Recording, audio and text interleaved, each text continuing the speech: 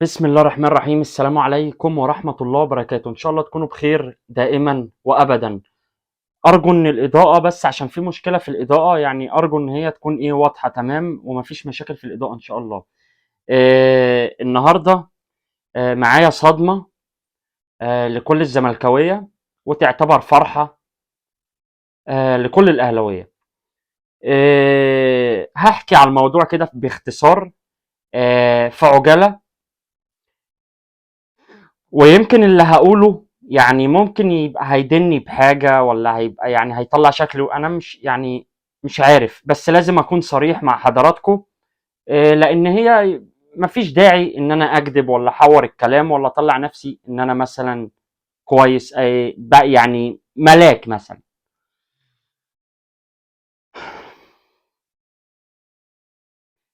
قاعد في الشغل، كان معايا حالة عندها مشاكل اجتماعية، حل المشاكل أزمات، طبيعي يعني شغلي الروتيني العادي اليومي في الشغل. فبعد ما خلصت مع الحالة، جات لي رسالة من شخص مجهول. حتى يعني كان البرايفت نمبر، انا ما اعرفش برضه يعني، كاتب رقمي على عدة منصات. فلقيته باعت لي رسالة: بورتامنتو تحية ومش عارفة ايه والكلام ده كله. انت قناتك على اليوتيوب صغيرة، الفيسبوك ما عندكش متابعين كتير، مفيش مشتركين كتير، يعني مفيش تفاعل كتير. معايا فيديو هيوصلك حتة تانية، وهيجيب لك يعني حاجات كتير، وهيبقى عندك تفاعل. قلت له طب تمام، مفيش اي مشاكل، يعني لو حاجه عادي، مصلحه عادي، يعني مش نوصل لناس كتير برضو زملكاويه كتير محترمين. قلت له طب ايه الفيديو، وايه طلبات حضرتك مثلا؟ ما فيش حاجه يعني بدون مقابل. قال لي الفيديو فيديو مهم جدا، هيثير الجدل، وجاي من داخل غرفه ملابس نادي الزمالك. انا اتفاجئت طبعا، لان دي المفروض يروحوا الصحفيين، يروحوا الاعلاميين بالكلام ده. قلت له طب ايه الطلبات؟ قال لي يعني انت بره مصر، وفي برضو الدنيا حلوه وشغلك كويس مش عارفه ايه، $500. قلت له $500؟ انت بتتكلم في حوالي يعني 15 17 الف جنيه مصري على فيديو؟ ليه؟ الفيديو ده بتاع مين؟ قال لي بتاع فتوح، ومش هقول اي كلمه تاني، وادي 20 ثانيه من الفيديو. سكت، بعت لي الفيديو، اتفرجت على 20 ثانية منه. الصدمة الكبيرة، قلت له طب انا عايز بقية الفيديو. طبعا الفيديو هعرضه على حضراتكم ان شاء الله. قال لي ابعت الفلوس على ويسترن يونيون، لان انت خارج مصر، ابعت ال $500 على ويسترن يونيون، وهبعت لك بقية الفيديو على طول. قلت له طب الضمانات؟ طيب ما انا كده انت هتخسرني فلوس، طالما برضو فلوس يعني في مصلحة نادي الزمالك، انا ما عنديش اي مشاكل. ومصلحة الزملكاوية، مصلحة الزملكاوية ومصلحة النادي ان احنا نعرف الحقيقة، انا ما عنديش اي مشاكل. قال لي مفيش ضمانات وانا مش هكدب عليك، انا ما كنتش كلمتك من الاول، ما كنتش بعت لك 20 ثانية من الفيديو. قلت له خلاص. بعت له الفلوس، استلم الفلوس. طبعا ويسترن يونيون بتاعت من بره، يعني بيوصل في نص ساعه الفلوس. وصلت له الفلوس، لقيت الفيديو جاي لي كامل. الفيديو الفيديو حوالي دقيقه ونص. صدمه كبيره ليا. يعني انا مصدوم لحد دلوقت. ما كنتش اتوقع ولا اتخيل ان فتوح يعمل كده، ولا يطلع يقول الكلام اللي هو قاله. انا اعذروني، انا دافع فلوس في الفيديو، حضرتك مش قادر تستنى، لازم افسر الكلام اللي انا بقوله قبل ما ادخل على الفيديو، قبل ما اعرض الفيديو. والفيديو ده انا مش هحط عليه حقوق ولا اي حاجه، يعني ممكن حضرتك تاخده تنشره في اي حته. انا دافع الفلوس من اجل الحقيقه، ووصلنا للحقيقه. فحضرتك يعني اذا تكرمت اعمل لايك، مش عشاني، عشان الحقيقه. شير الفيديو، اعمل لايك على الفيس او متابعه على الفيس او اشتراك على اليوتيوب. شير، خلي ناس تتفرج على الهم اللي احنا فيه كزملكاويه من لعيبه نادي الزمالك اللي بيقولوا عليهم ابناء النادي، والاهلي بيمد ايده ياخد لعيب. معرفش ده عشان كابتن حسين لبيب قال الكلام في اخر يعني في اخر تصريحاته قال الكلام ده. اهلاويه طلعوا عملوا ضغط، مجلس اداره النادي بتاع الاهلي بيحترم الجماهير. حاضر حاضر اللي انتوا عايزينه، ما تقلقوش، صفقه الموسم جاي.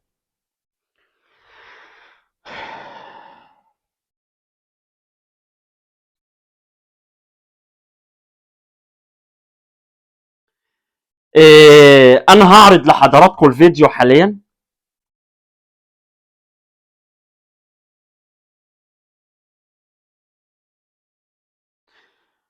استغفر الله العظيم يا رب، استغفر الله العظيم. الزملكاوي اللي بيحب نادي الزمالك، اللي قلبه يعني ضعيف شويه، بيتاثر، ارجوك ما تتفرجش. يعني ارجوك ما تتفرجش.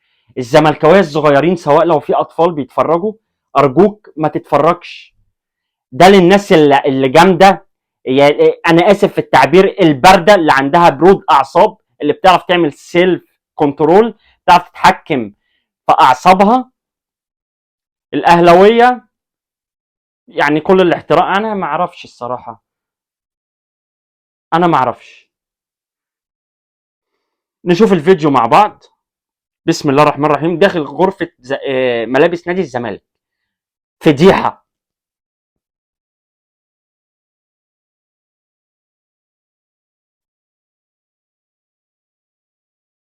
ادي الفيديو. طبعا اهو هيقلع دلوقتي.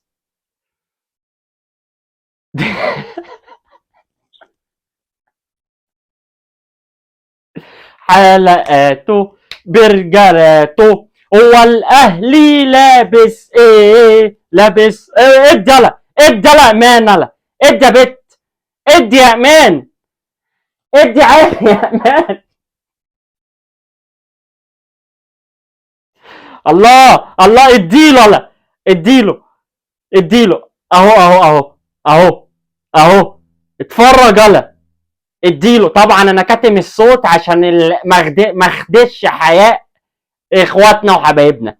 الله، اديله. احنا الزمالك احنا ولا نسيته؟ اوه اوه اوه، اديله يا بت يا امان. هو ده يا جماعه كان الفيديو.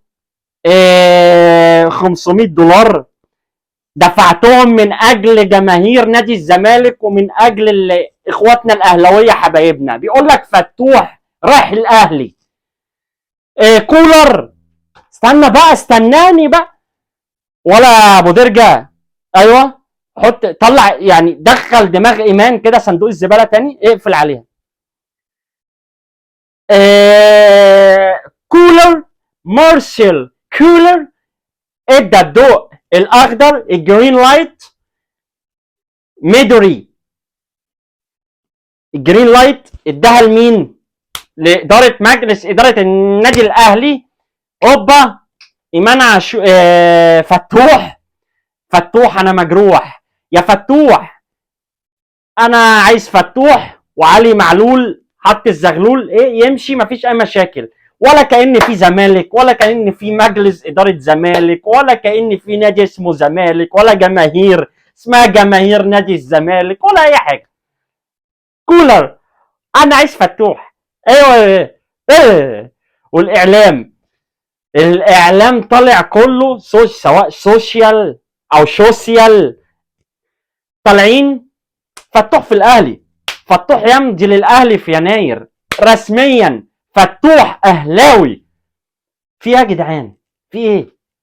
في ايه؟ انا معلش، انا يعني سسبنس، ويعني جبتكم لحد هنا جيت برجلك، لازم تاخد على دماغك، هتشتم هشنبرك، وهتلاقي من يعني حاجات حلوه كده من دي كتير. تمام؟ يعني انت بتاخد على قفاك من طوب الارض، واللي مجلس ادارتك بيديك على قفاك وبيشنبرك، ما جاتش عليا انا ايه ظبطك كده ايه تفاريحي كده شويه. فتوح مين يا ابني اللي يروح الاهلي يا ابني؟ وحتى لو خدتوه يعني مبروك ايه؟ ايه يعني ايه في ايه؟ ده انت اهبل. انتوا ما بتاخدوش لعيبه غير من نادي الزمالك؟ هو ما فيش غير نادي الزمالك تاخدوا منه لعيبه يا جرابيع؟ والبغبغانات فتوح اهلاوي فتوح اهلاوي فتوح اهلاوي، بغبغانات. خدنا فتوح هناخد فتوح زي ما خدنا ايمان. ريحوا بقى شويه، اركنوا في الجيركن كده شويه، عندنا انتخابات وعندنا الديمقراطيه وعندنا الديمقراسي وحاجات حلوه هتحصل في نادي الزمالك ان شاء الله، وصفقات سوبر جايه والدنيا حلوه. اركنوا في الجيركن شويه. عندكم ماتش مع سامبا ولا سيمبا، عايزين طبعا 180 الف في المدرج وهو ما بيشيلش غير 90 ولا 60 الف. طبعا ما اعرفش انتوا خايفين من سيمبا ولا في ايه، ما اعرفش في ايه. والدنيا حلوه والدنيا جميله، ابعدوا عن الزمالك وابعدوا عننا عشان ما اطلعش كل شويه عشان باركو. يعني ايه ابعدوا كده شويه. طبعا اللي هيقول لي انت بتتكلم في اخر فيديوهين عن الاهلي، ما هم اللي بص، من بعد ماتش ارتا سولر الاستفزاز والعته ابتدى يشتغل، فلازم يقف عند حده. يقف عند حده ازاي؟ ما ينفعش تبقى يعني كيوت مع الناس اللي شبه دي، تديهم على دماغهم. اول حاجه تجرجرهم. تعالى تعالى حبيبي مالك؟ الزملكاويه عندهم نظريه المؤامره، تعالى فعلا عندك حق، طب خد بوم بوم بوم بوم تديله. وشكرا لحسن تعاونكم، كان معاكم بورتامنتو. الزملكاويه لايك وشير عشان في سحب واشتراك، نوصل 2000 مشترك، في سحب على تيشيرت نادي الزمالك ان شاء الله. لايكات. ما ينفعش بقى كده بقى بيدوني بلاغات وانا هطلع برضه عاند فيهم، يقول لك ده بيقدم محتوى سيكو سيكو وبتاع. ظبطونا بقى ظبطونا بقى عشان نقدر نواجه اللجان والحاجات الزباب الالكتروني والخرا ده. استغفر الله العظيم. ظبطوا الكلام معانا. كان معاكم بورتامنتو، اشوفكم على خير ان شاء الله. سلام.